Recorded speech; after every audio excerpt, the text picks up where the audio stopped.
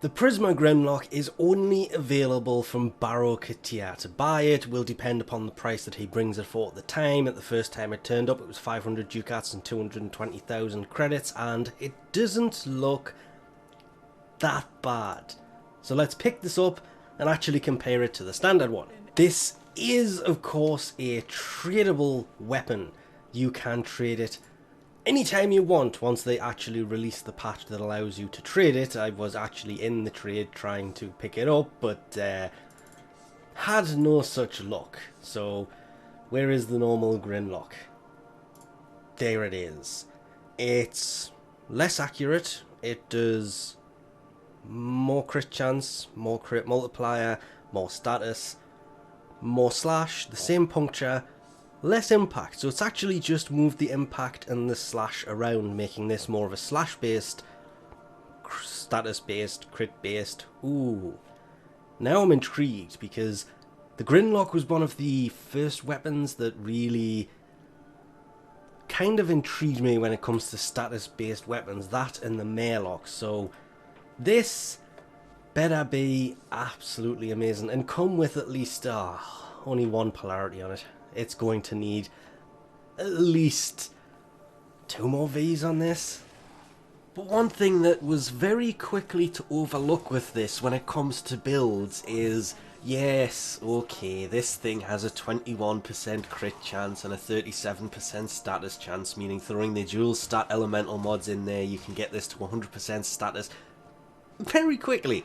But if you throw in, I think, yes it is, its parent sequence's augment for this, Deadly Sequence, it will add 200% crit chance and has the Syndicate effect to it, which is, I actually had to look this up, it has been so long since I have used it, but it adds the Sequence effect, which is parent sequence's thing, and it basically deals 1,000 radiation damage within a certain area to enemies and restores 25% of your maximum shields.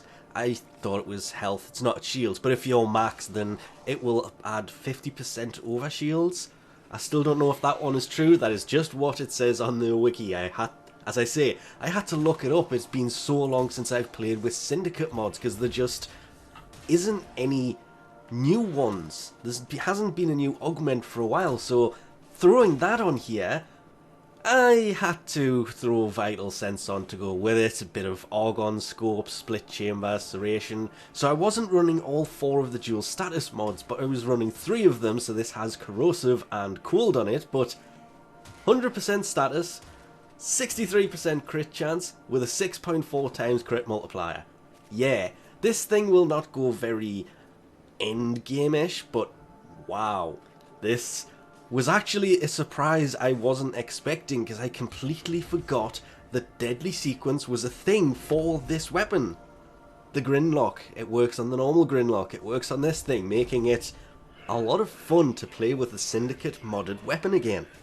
I did end up going back and looking at the way that I had the original one built using this same mod, and I have Point Strike in that instead of Split Chamber, which gave the standard one a 74.7% crit chance, but only a 2.8 times multiplier. So yes, it may be doing a little bit less crit chance than the standard one depending on how you build it, but building it for crit multiplier rather than crit chance means that this 100% status weapon it's doing more damage. It actually does nearly twice the elemental damage, simply because Split Chamber is on there, that rather than having the Point Strike I had on the normal one. And I think that is why this thing ended up being so different to the actual normal Grinlok, in my experience at least anyway.